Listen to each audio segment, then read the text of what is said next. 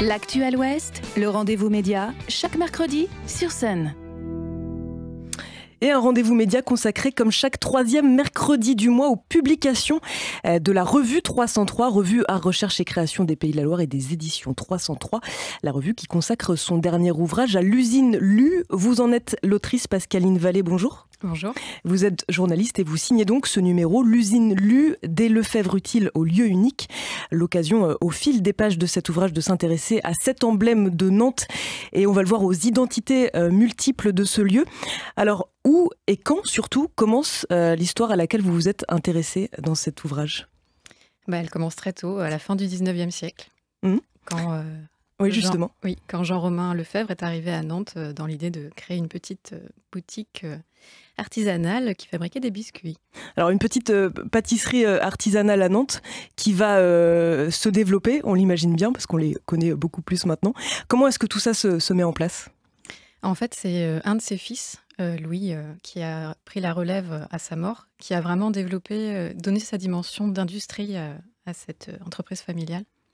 Donc là, on est à peu près vers 1880 pour situer à peu près les choses. Oui, c'est ça. Au début de donc, cette industrialisation de Lu.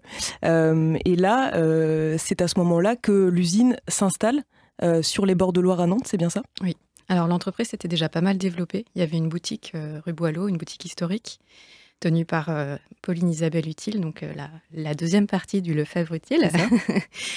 Et Louis a vraiment trouvé un endroit pour installer l'usine et l'a développée sur l'île de la Madeleine.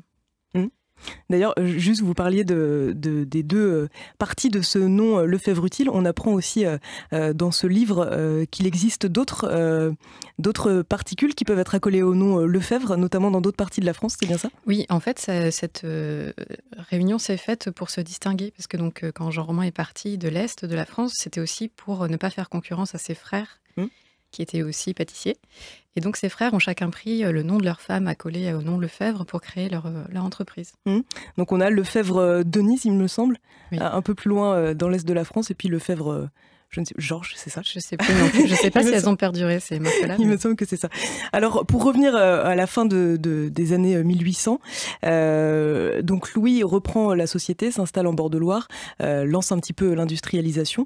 Est-ce que c'est aussi à ce moment-là que le côté publicitaire se développe chez Lu ? Un petit peu plus tard, mais c'est lui qui l'a développé et assez rapidement quand même. Mais il a d'abord développé les biscuits en tant que tels.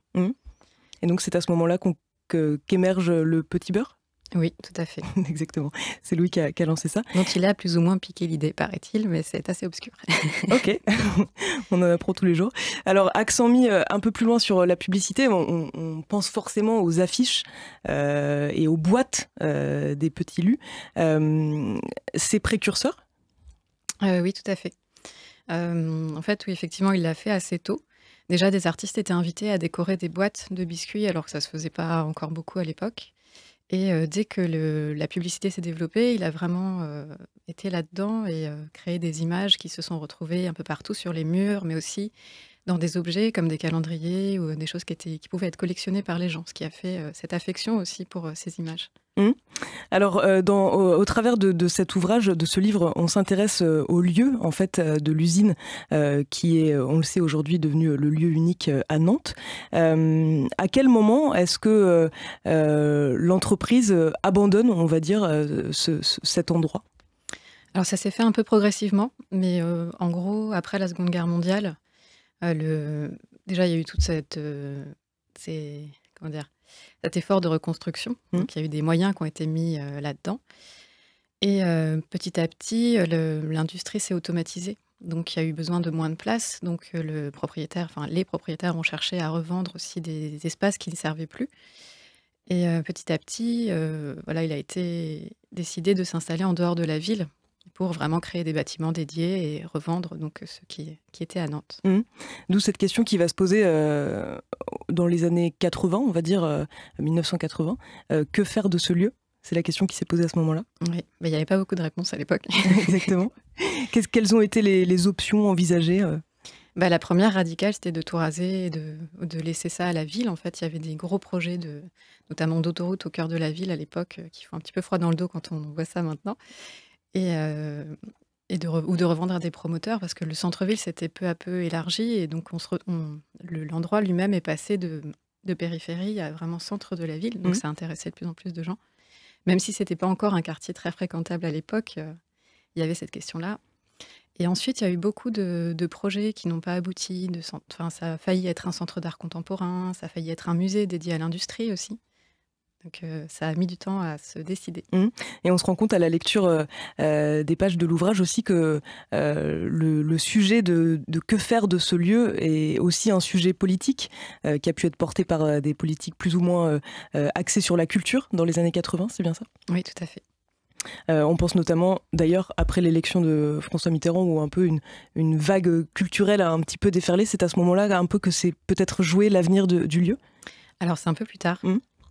À ce moment-là, il y a eu un début de développement de politique culturelle à Nantes, justement, au tout début des années 80. Mais ça a été freiné en 83, parce que la mairie est repassée à droite.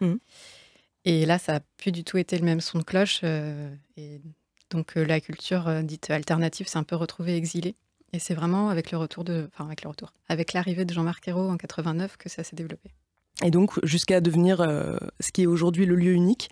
Là, on est au début des années 2000, c'est ça ? L'ouverture était vraiment dans la nuit du 31 décembre 99. D'accord. Il est devenu lieu unique le 1er janvier 2000. Voilà, autant de choses qu'on peut apprendre dans ce numéro. Peut-être une dernière question, Pascaline Vallée. Vous le dites, on peut le lire dans cet ouvrage.